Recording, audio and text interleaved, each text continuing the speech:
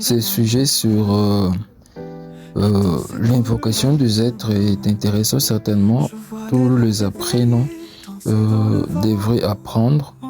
mais nous allons l'aborder du point de vue de la tradition Congo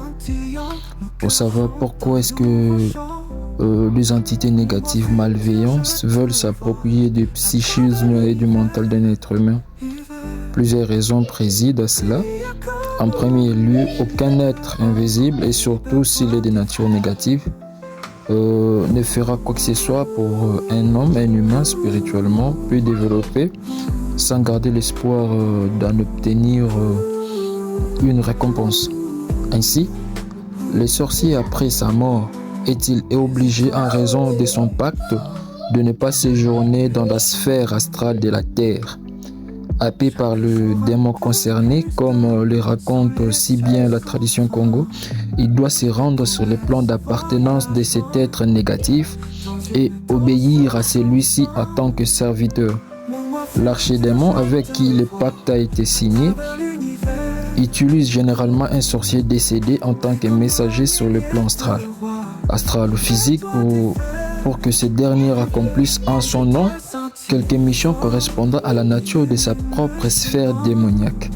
Ce genre d'entité négative veut baptiser avec un sorcier parce que celui-ci a été créé à l'image de Nzambi, qu'il a en conséquence les 4 éléments dans sa structure et donc beaucoup plus de possibilités d'action qu'elle-même. En général, un démon servant un archidémon, et dans ces cas, le sorcier décédé qui est devenu aussi un serviteur,